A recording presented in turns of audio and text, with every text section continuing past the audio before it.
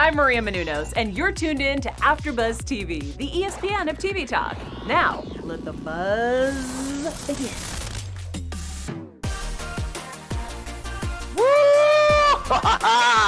It's Thursday! It's Thursday, which means you made it through another week, and you must have watched another 2 hours of Married at First Sight. And we're going to talk about it. My name is Mike Thieling. I'm here, of course, with my daily co-host, Bam Bam, and you are watching AfterBuzz TV. We are talking all things Married at First Sight from last night. Of course, I am all alone today. I'm the only Team Mary person. I'm surrounded by single people here, including Bam Bam has no mate. First, to my lower left on my screen is Lanisha. Hey, what's up, you guys? Team single. And I'm then over here with my family too. Quarantine. To my direct left is Kenneth. Yes, team single representing, we're all quarantine life. And so we've been on this social distancing for a while, Lanisha. Okay. Man, that's right. That's right. Real. It's Thursday. That means I took a shower because we had to broadcast today. Had to look a little bit better than normal. I have got my vodka and tonic because I need something to get me through this episode because it was ridiculous. Ladies and gentlemen, first off, I just want to say thank you to all of you guys, everybody in the comments, everybody watching us. Thank you so much for hanging out with us. I hope, AfterBuzz TV is doing a lot here. We're still running essentially all the shows. Producer Steven, are you with us, or did you pawn us off on Bree again? I'm with you. I have to Producer Steven's with us. I have to turn my mic on and off, but yeah, I'm here with you. So AfterBuzz TV, they're doing a lot of work right now, guys, behind the scenes to continue to bring the shows to you. There you go. And there's me marrying a couple, although the bride is behind Steven. So we've got your shoulder is behind him. Look at young Mike. Young Mike had no idea. There's so much we could teach him about life. They're working so hard to bring it to you guys. I hope this is taking you guys out of the daily, fear and everything that's going on. We want to have a little fun with you guys and talk about this nonsense because these couples are nuts, and let's just jump into it. You know how we do on this show? We talk about all of our couples down the line. We're going to rate our couples at the end. We'll give some predictions maybe at the end, and you know how we do it. First, overall thoughts, Ken. I would say that all of the couples are in danger, except for our superstar couple that's making steady strides, but Jessica and Austin. But everybody else is creeping toward Right? Lanisha? I gotta say, for Jessica and Austin, it has got to be awkward. And you already know I'm gonna wait, but I'm ready to go in on Katie because I'm tired of her. I'm tired. Yes. Move Mike further from my mouth. Steven says I am loud. That's true, bro. I'm loud all the time. Guys, overall, this episode was silly. And I feel like the alcohol from that first night just exacerbated all the problems or whatever that was already going on. So you know how we do on this show. And thank you. We are, of course, live right now. So all of us have your comments up. We love seeing you guys. Jay Brook in the chat. Love seeing you guys. Keep commenting. Tell us what you guys think because I'll be referring to the chat the entire time. But we talk about the couples, each and every one, and we start with the least interesting, which is normally Jessica and Austin. Today, they're not the least interesting. Today, our least interesting couple was Mindy and Zach because they have successfully eliminated themselves from the show and we don't have to watch that train wreck. And here's what I'll say, the 2 seconds that I'll say about them. I disagree with it because I think Mindy should still be on the show. She didn't do anything wrong. She put in a good effort. Kind of like Taylor that we're going to talk about. Mindy deserves her screen time still, I think, in the show. And she deserves to be some part of it. What do you guys think? Yeah, I definitely think that I don't care about Zach. Zach could go jump off a bridge. Okay. But Mindy, I think that Mindy should have been with the other single girls technically and having girl time. I think Mindy should have got some more camera time because I like this single. I will have to disagree with you both and say that I don't think either one of them deserve more camera time. If it's good for the goose, it's good for the gander. And if Mindy has to leave, then Zach has to leave. I don't Nobody know, should be man. given a single. Like when this doesn't turn into Married at First Sight to now single with married couples Swinging on single. retreat. Like, Single show. Look, Ken, you essentially, another show for that. guys, Okay, essentially, we'll essentially by the end of the episode, Meka and Taylor are single. So I don't see why Mindy couldn't participate in some exorcism, paranormal stuff anyway. So I don't think that's fair. She already did. She already did. All right, so we get them out of the way. We're knocking them down one by one, guys. We're pretty soon by decision day, it's just going to be Jessica and Austin being like, yeah. So let's talk about them. Again, they go off. Of course, guys, this episode was the big couples retreat, which is normally the most fun. Everybody comes back together because aside from Brandon and Micheal, we haven't seen them hanging out much with each other, even though they're all in the same apartment complex, right? So this is the couples retreat. We like to see them come back together and have fun. For some reason, Jessica brings her crock pot, which I don't think she even used. So that was strange. And once again, the only source of stress from them is Jessica wanting him to say, I love you, which we've said over and over, just chill. And the big stress that he's going to be traveling more for work than she originally thought. I mean, I could go through the rest of the episode with them. They go off and they go down to the caves, which looked really, really awesome, by the way, that random elevator. That looked really cool. But other than that, they basically spent this entire episode looking awkward and trying to not say anything because everybody else is just exploding in a dumpster fire. Lanisha? Yeah, if I was them, I would kind of want my own retreat going on. I don't need to be with these depressed, damaging couples.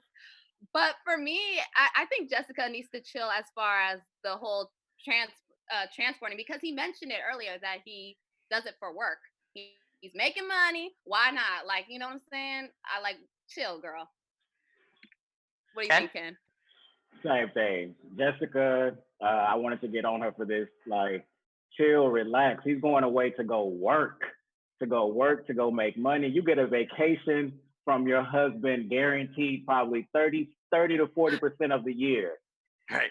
That's time apart to miss each other.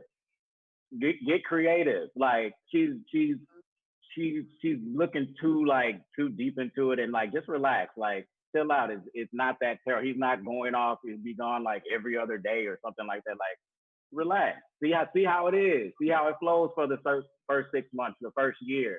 See how you can adjust to it. Let's talk about, let's communicate. So that's what I have to get on Jessica with that. Plus, just to toss this out here real quick, shout out first of all to everybody like my wife and Jessica who are nurses who are working. Jessica's probably working right now, hardcore, doing coronavirus stuff, just like my wife is. So shout out to all of them. But the point I wanted to make with that is being married to a nurse, I know what their schedule is like. A lot of nurses do 3 12-hour shifts in a row, like Monday, Tuesday, Wednesday. And a lot of times they have 4 days off. She could go travel with him. My wife has gone on business trips with me, hang out in the hotel, see the new city or whatever. It's definitely not a big deal. I don't know if there's anything else you want to say about them, because it's almost like for some reason the show is trying to pull some kind of drama out of them when there's just not any. Well, since you're shouting out nurses, I'm going to shout out my sister, Camille. And your sister, that's right. Thank you. The nurse okay, since we shouting out nurses, I have to shout, today is my grandmother's 78th birthday, and she is a retired nurse, so I want to shout her out as well. What's her name? And all the other, Charles Ruby Jackson, and also to my Bridget Fenton. She's a nurse as well who's working hard down in Methodist in Houston, Texas. So I know a lot of great nurses. We all do. So shout out to all the hardworking nurses That's out awesome. there that are doing that. Your grandma's Miss Jackson? Yes, Miss Jackson. Did you ever have to say I'm sorry, Miss Jackson? I did. Come on. That's so good. Why was that the first thing I thought of? I don't know. Outcast. Let's go. Okay. Basically, let's shift to Katie and Derek, because they're like just a roller coaster of emotion and couple, right? Okay. Everybody in the chat so far, Jay Brook and Turner, Great episode. Katie's the worst. Katie needs to tread lightly. Again, let's just review. Everybody gets there, right? Katie's whole problem we saw in the car ride or whatever, their little talk before of in the past, men not pursuing her as much as she's pursuing them. She wants to get chased, I guess. Okay, great. And essentially, they get there. Brandon and Micheal are, if they're even there, they're not there. They're off by themselves, blah, blah, blah. And essentially, Derek is seemingly, of course, he sits next to Taylor because that's the arrangement of chairs they had. Derek is seemingly flirting with Taylor, and Katie just loses it, right? He's being too fun, I guess, with the other women and not the same with her. And she gets major jealous, I think absolutely fueled by a bunch of alcohol. She storms off. And the rest of this episode is kind of like them making up and then stealing a golf cart, whatever that means. Like, if it's on the property and the key is there, how much did he steal it? I don't know. And then paddle boating and everything's fantastic again at the end, right? Is this like roller coaster just spelling immediate doom, Ken? Yes, definitely. I think they're starting to normalize early on. I'm sounding like one of the experts, but they're trying to normalize this kind of dysfunction. Like the first thing when they came together, he was like, yeah, we're kind of crazy, huh? And they were like kind of agreeing, like, yeah, that was kind of crazy. And then she also said, when she said it, I cringed. She was like, don't make me jealous.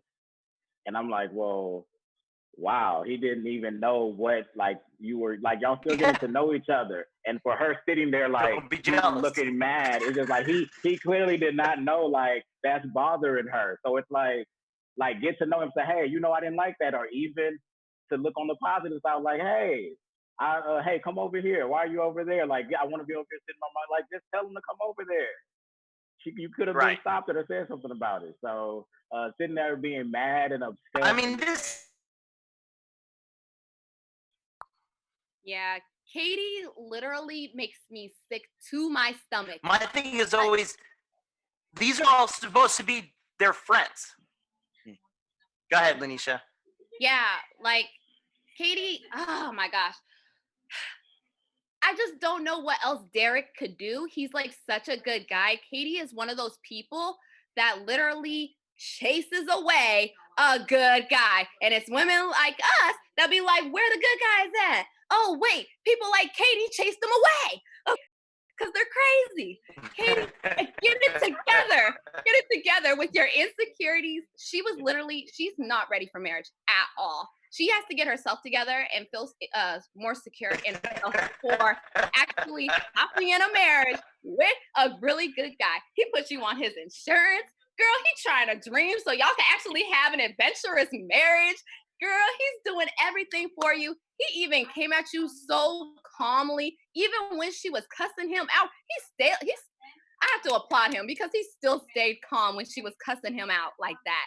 When she's like, can you let me talk? Way more calm than I would. I would have, honestly, I would have been like, yeah, you know what? You can talk. Here's the ring. You can go ahead and talk to the ring, and I'm going to go hook Taylor. Okay, bye.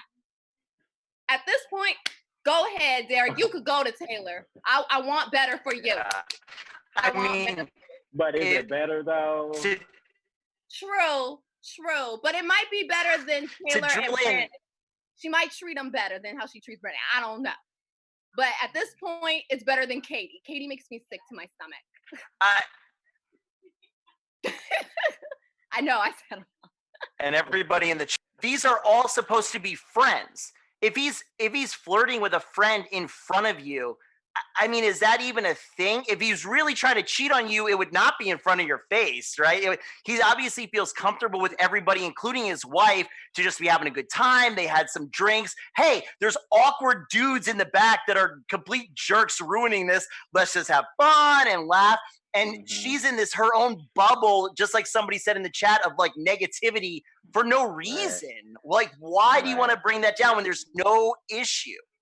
He has a very outgoing personality, that whole frat college boy. Like, he was just having fun. And he was like, I don't see why you're mad at me. And he's trying to express that to her, and her just kind of yelling at him, cussing at him. He's like, I don't see, like, just Like, you still getting to know each other. Let's get to this 8 Yes. weeks. And he was being careful too, okay? Because when he was touching Taylor, he touched her like this.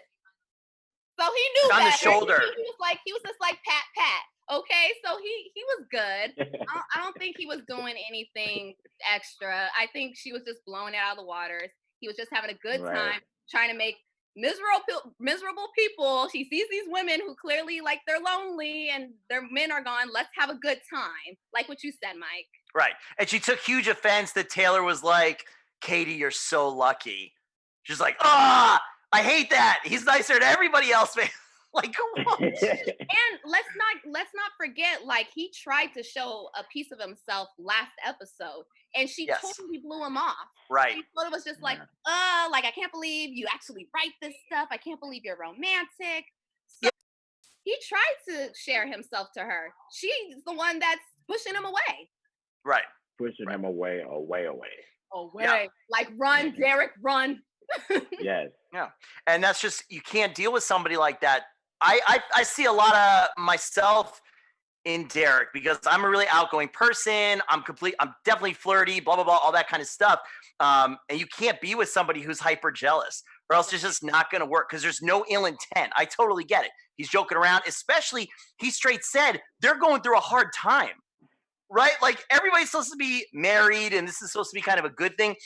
The other two, despite what they want to say, and we'll talk about it, despite what they want to say for some reason, especially since what we know in the real world, their relationships have no shot. None, right? So it's got to be that bad at their little weird, like, cabin thing. That house looked like out of a horror movie. I don't know.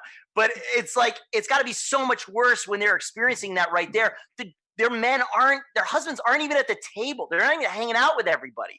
So I think we are all in pretty much agreement. He's trying to break the tension a little bit. Let's have some kind of fun here. And I think Katie got some alcohol courage. I don't know.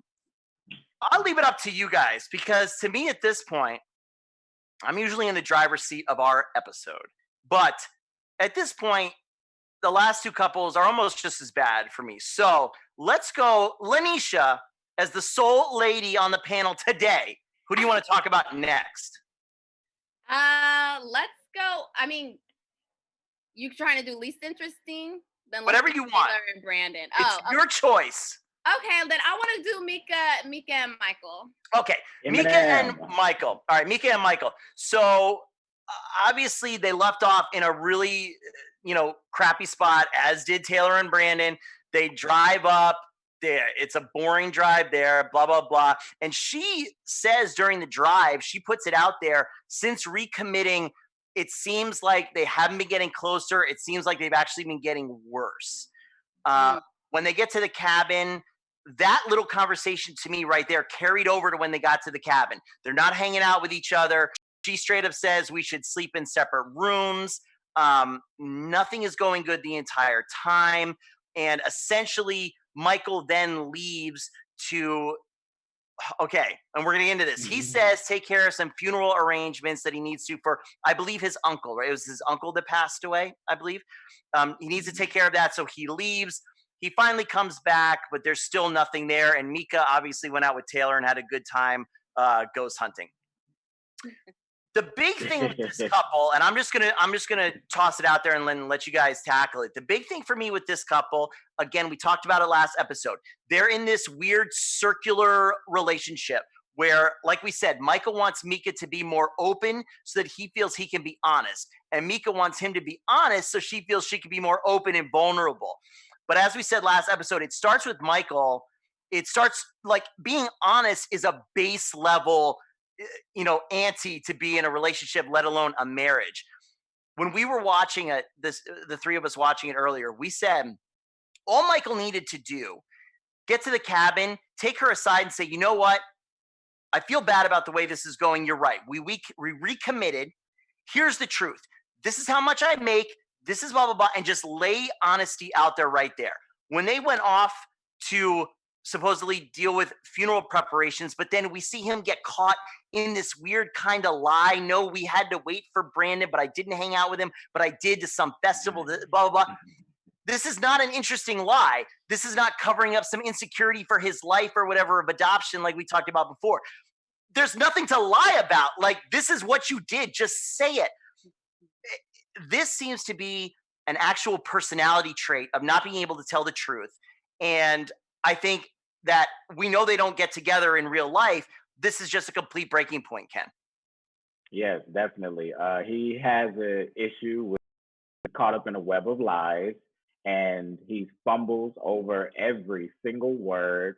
And it just stuff doesn't make sense. I was totally ever since I wish they would have shown that the salary or whatever, like we should have had that the producer like, hey, let's see what this looks like, because the way like how do you leave and come back, and you come back and it's like, wait, do you have an email? Like, so I was ever since then, and then when she broke the fourth wall and was very concerned with the producers and was just like, no, he's lying. Like, so now I'm just kind of turned off by everything that he says, and just him even fumbling over stuff. And it's like, why are you making up? It's like, okay, you're just as scary to be, or everything coming out of your mouth is a lie.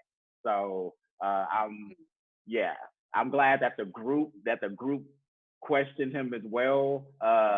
And they kind of just was like, well, hey, what's going on? Like, it was kind of like an interrogation room, but it was really just like, everybody just like, huh? What are you talking about? Like, it's not making sense. Like, it's not adding up. So Meka she was happy too that, yeah, y'all all see what I've been talking about with him. So we had a little bit more clarity. I was laughing when Jessica was saying, like, you know what, I'm just going to eat my mac and cheese because y'all just, y'all are all a hot mess. Big time. Right? I honestly do believe that we are missing a huge chunk scene, because I could have sworn last episode, Meka said she was done. She said, forget y'all producers, I'm done with this marriage. I think like closed doors, like off screen, like producers came up to her and was like, please, you only got 4 more episodes, 4 more that you just got to deal with him. Okay, we just need you to stick with him. We already lost Mindy and Zach. We just need you to stick with his lies. Okay. And she's really trying. What more can she do? It's not even a circle thing anymore, because at this point she's done her part. She's became more vulnerable. She talks to him properly. She's done what she needs to do. Now he just can't stop lying. At this point he can't even stop lying to himself. Right. That's how bad it is. He lies not only to everybody else, but he's lying to himself, saying, I really want to be in this marriage and make it work. Yet we don't see you half of the episode, a majority of the episode. Bruh, really? Right. She's now talking to ghosts because she's in this much of a hot mess of a marriage. You got the girl talking to ghosts. That's how crazy you go there. Okay? She's talking to spirit. Yeah, I mean, a lot of it just doesn't make sense. I looked for places, I honestly did, and in my notes, I'm looking right at my notes. I looked for places to try to give Micheal some kind of benefit of doubt, like anything. And I said, does he have a point that he should feel somewhat supported in planning this funeral? But then, right after it, we see Meka say, he didn't tell me he had to do this, okay? So I don't really even know. Ask for help? Did he ask for support? This is still a brand new person. 8 weeks. Even known each other for 2 months. I don't know how you grieve. I don't know how you deal with this kind of stuff. Plus, you've kind of treated me like a jerk this entire time. So maybe you just need to be left alone, right? And then when he finally gets back and he gets this weird little assault from all the different people who are like, wait a minute, you sound like you're lying. What, like, why didn't you just say about going to the thing? Why didn't you drive by yourself? Why did production have to drive you? Why didn't you just leave early? Did you actually do any? It doesn't sound like you did any funeral stuff. Could you just like made some calls, or like you hung out with family? Couldn't they pick up flowers or something? Like, why did you need to? And hey, again, if you needed to get away, just say so. You know what? I need like I do have some funeral stuff to do. I really just want to take care of that by myself and just reflect. Who's going to say no to that? Who's going to be disrespectful for that? But instead, he had to try to knit this weird lie of deceit for seemingly, again, not a good lie, not something you want to cover up, and kind of no reason. I mean, okay, guys, I want to know and tell us what you guys think in the comments, because everybody. Oh, look, our own Takira Shabrae is in the chat. Yeah. TK says Meka got well-deserved vengeance. Hey, y'all, just pop it in to show some love real quick. I like how she put that after the Meka comment. That was funny. She's going to be here next week. Guys, everybody else in the chat really against Micheal. If we didn't know what we do know, okay, is there a way to bring this relationship back? We know they don't work out, but Ken, do you think if we didn't know that already, let's go back to the actual time where they're at. Is there a way to bring this back? Because personally, I don't understand why Meka's still putting in effort. There's no way to bring it back. That's all I can. There's no way to bring it back. I don't. Just to mess with Lanisha. Just to mess with her favorite couple. How would you say it, Ken? Go ahead, say your quote. What would you say about them? No, I will say I'm coming with something new this time. This quarantine has given me time to think, and I will say that with Meka and Micheal, all of these lies, it's a sign of the times to come. Like, that's what that is. And that's how I look. Winter is coming, and it's coming with a lot of lies. Their relationship is like if you went and you thought you were going to eat a bunch of M&Ms and they were actually Skittles. Lanisha. Yeah, y'all already know this is my most disappointing couple. I was truly rooting for them, but if I didn't know about like all the lying or anything as far as up to this point, I would still say no to them because of the distance. We don't see them together. You could tell, like you could tell their connection with each other. They ain't got it. Like they have this weird vibe. There's too many with lies. each other. Like I don't. Yeah, and Meka's not putting up with it, so she's just like, we gonna sleep in separate beds. Okay, you want to distance yourself in public? You could distance yourself in private. I'm taking the master room. Go sleep in the single. Because the time to do it was during recommitment. I felt actually a little, I mean, I know I kept rating them badly, and I think we all did, but I felt a little twinge of, let's call it hope, during the recommitment, because they got it all out there. They talked about why he kind of lies, or if we're, again, giving him as much credit as possible, why he's twisting the truth or whatever in his own head. She had lunch with the sister. The sister said, don't take it, like all this stuff. I said, okay, maybe he's, I think he could still be a really good guy. And he just has this thing about him.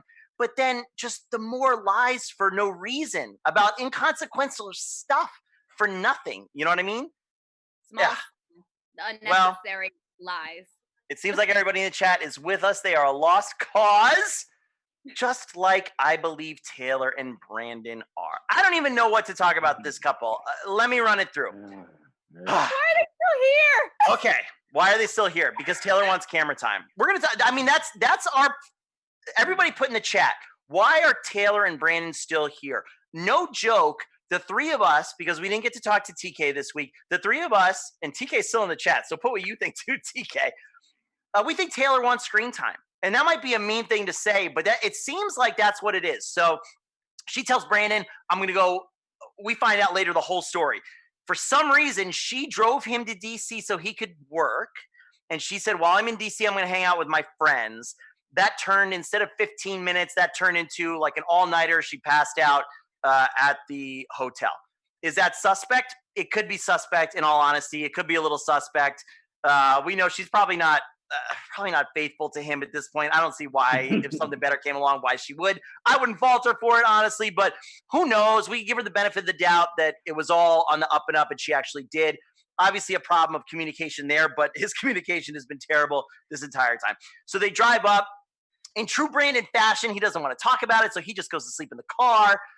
They get there, same kind of nonsense, right? They're not sitting with each other. He's out, like, broing out with Micheal for some reason. That's the only person he can connect with. He's so strange, though. Like, as soon as they get there, they sit down with the girls, and he's just, to me, even the way he talks, like, excuse me, ladies, I am going to go away for, like, bro, just say, hey, I'm going to go catch up with the guys. Why has it got to be so strange? Whatever. So of course, we go through the whole thing. They're not hanging out. It's obvious that there's a lot of shady stuff going on. He won't take a shot. Like, he won't take a shot. Everyone's like, I will have a sip of wine. Like, him and Micheal won't take shots and just hang out with everybody fine. And then he throws a hissy fit, right? He gets into it once again with production, right? Because he's had it with her. So he goes to rip the mic pack off. Now, to me, nothing wrong with taking the mic pack off. I bet the producer, Leaf, shout out to you, Leaf, for not smacking him in the face.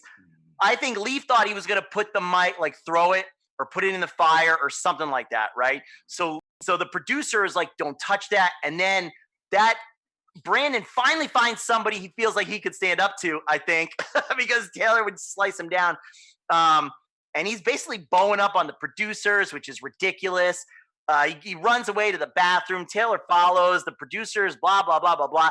He throws his hissy fit the next day, locks himself in the van, won't open it. And the producers are like, we're not going to drive you unless you unlock this. Because as we said when we were watching, I think they wanted the cameras in there. And he ends up just leaving the van. And we don't see him the rest of the episode. Hopefully the rest of the season. This guy is, I don't know what the right word is. Let me just throw it over to you because obviously I'm long-winded. I think he's weak. I think he is kind of like a coward. He's blowing this whole situation way out of proportion for no reason. I don't think he's taking a lot of blame on himself. And I think she's just as equally to blame because she's kind of still accepting, still trying to work it out for some reason. They're obviously a mess. There's no way this is working out. Lanisha. I don't necessarily think Brandon is weak. I just think that when the day came, I don't think that they should have allowed the experts to pressure them into getting back together. I think they should have just called it quits then. I think it's been over. It's been long. Yeah. It's been over. Okay. They should have ended it. Kind of like what we already discussed. I definitely think that Taylor is doing it for the camera because of how her mood changed. Okay. With her mood going like, nope, forget it. I'm not talking about this. This happened, blah, blah, blah. And then with her trying to all of a sudden talk to Brandon and be like, no, like, right. Stay, come on, can we talk? I honestly do think that she wants some more camera time. And I think he sees that and he's getting even more and more annoyed with not only production, but her as well with keeping up this fake fantasy. But I will say for Brandon, you did sign up for a reality show and you chose to continue with this reality show that you're annoyed with. And with reality shows, as everybody knows, the camera does not stop rolling unless you go to the bathroom, which he did. And then Taylor followed him, which is probably why he threw that tantrum. But I mean, real quick. All in all, you signed up for a reality show. You're going to get filmed, even with that whole car situation when he was trying to leave. If you're definitely going to get filmed if you're going to try to use their car, call an Uber. And then boom, you have your own car, then you can leave on your own. Why are you trying to get in production's car thinking that they're not going to film you? Before I lose it, TK says Brandon wants the chance to redeem himself, but his true colors keep coming out. It's not working. I'm going to throw it to Ken, but great points. He signed up for the reality show. For some reason, figure out why he chose to recommit. That was his ripcord. That was it, right? I'm done. That's it. No. I don't want you people around me anymore, blah, blah, blah. And that's it. As quick as they got Zach out of there, he would have been gone too. So. And people were kind of siding both with Brandon at this point, at that end point. People were siding with Brandon when Taylor was doing her thing. He could have left on a good note, but he decided to continue with this. Okay, go ahead, Ken. No, I'll say definitely with Brandon, he's expressed this same behavior for the entire season since they were married. So it's kind of expected with him. But with Taylor, with Taylor, her going into the bathroom and attempting to taunt him and like, well, it's not going to work out, but we can work it out and all of this stuff. Like, what are you doing? And now he's recording her on the phone. So now she's really getting really big, like, ooh, like, let me, and it's like, you're really putting on for the cameras now. And like, let him leave out of the bathroom or get out of there with him. Now you're putting on, you're really not invested to him. And also you falling asleep, like, you're a newlywed. What newlywed is, oh, I fell asleep.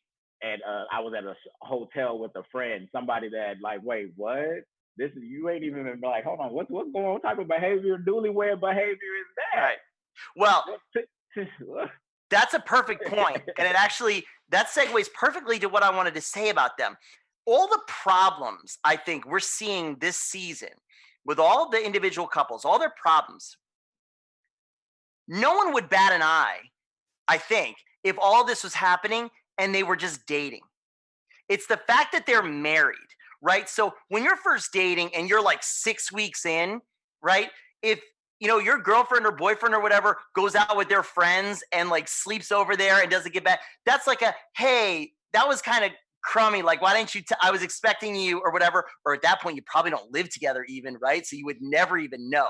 So it's interesting. These are normal relationship problems for their like level of relationship or their time period in this relationship.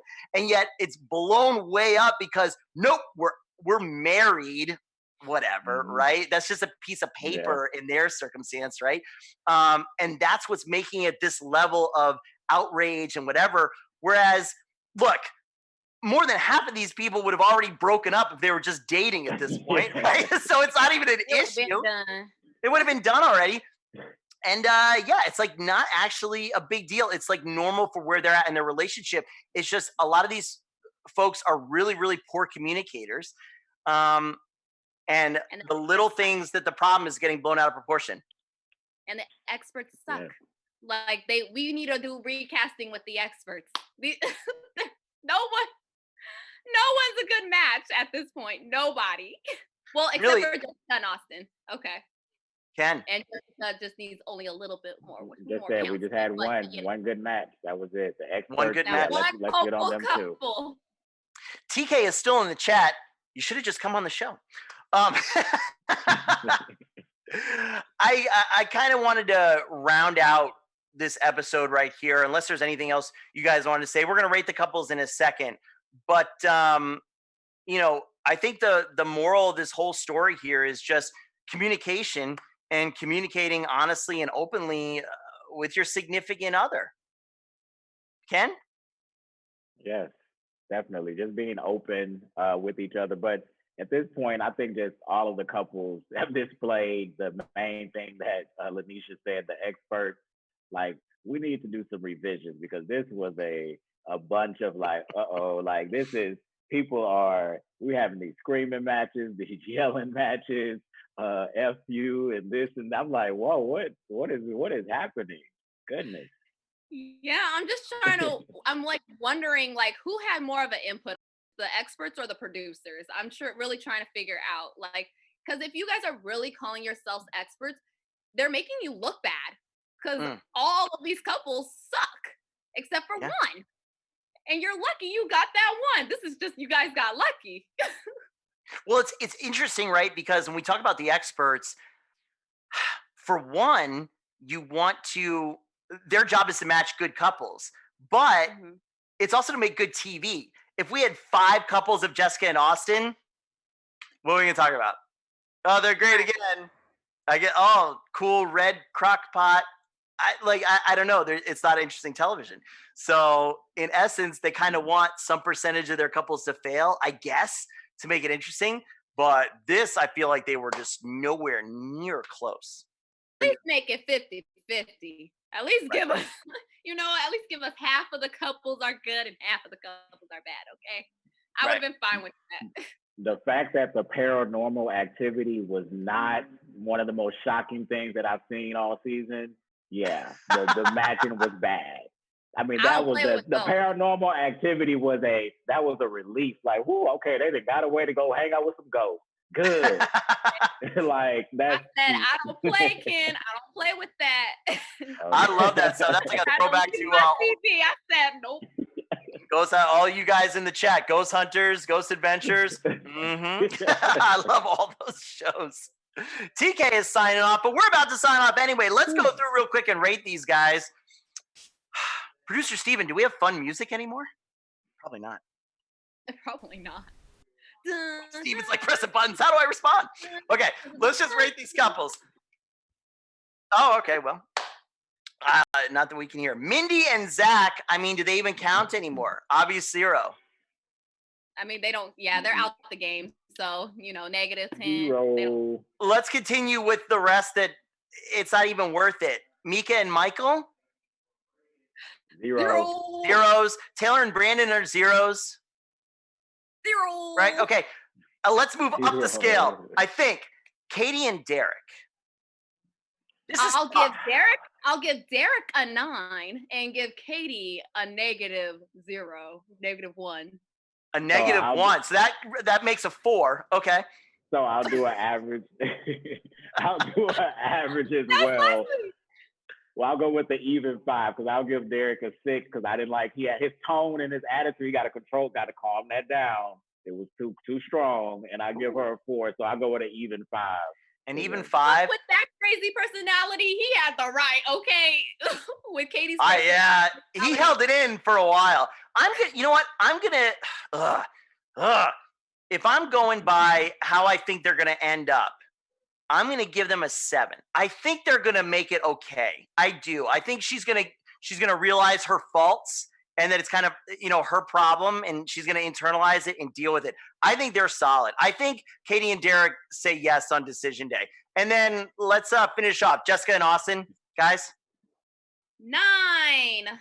I gotta say 9 instead of 10 because Jessica still needs to do some work. She needs to do some work on that whole thing. She working on it. I think they're gonna be okay. I'll go with the 10. I'm gonna give them a 10. I'm gonna give them a 10 too. If we're giving the other one 0s, I think they're a guarantee, no problem, for sure. Guys, you want to make any? I mean, we kind of just did predictions. We saw a little bit of the preview. Anything big pop out of you guys at the preview for next week? We're going back to families, that we're getting that last family meeting before D-Day. The extra episode. We gotta watch another one. We need to hurry up and get to D-Day, okay? It's more horror, more drama, and more drama. More drama. I can't wait to see what, especially Taylor, Brandon, Meka, Micheal, what their families have to say. I can't wait to see what they have to say and what they talk about. They didn't even need to show up. Like, it's just like, what are we talking about? Because it's at this point, it's over. I don't trust your side don't trust me. Let's just kind of, so we don't have it. I'm sitting there. If I was with the family, I'm sitting there like this. It's like, yeah. Guys, we're going to do it again next week and probably the week after that until it goes. But until then, Lanisha, this is my favorite part of the episode. Where can they find you?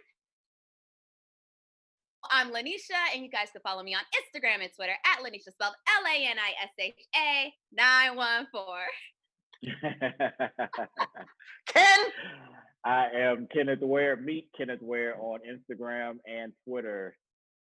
Guys, once again, thank you so much for joining us in the live chat. You guys rock. Let me shout out some of you guys here. Donnie, Annabelle, P. Lee, TDI, Juju Bio, Mwan, Amki, Bora. I hope I'm saying that right, but your awesome name. FM, let me scroll up. TDI, Paul, J. Brook. We had a ton of people in here tonight. Thank you so much for hanging out with us. We hope you guys are being nice and safe. Stay home. Wash your hands. My name is Mike Thieling. You can find me everywhere at Mike Thieling. Be super safe. We love you guys. We'll see you next week. Our founder, Keven Undergaro, and me, Maria Menounos, would like to thank you for tuning in to AfterBuzz TV. Remember, we're not just the first, we're the biggest in the world, and we're the only destination for all your favorite TV shows. Whatever you crave, we've got it. So go to AfterBuzzTV.com and check out our lineup. Buzz you later. The views expressed herein are those of the hosts only and do not necessarily reflect the views of AfterBuzz TV or its owners or principals.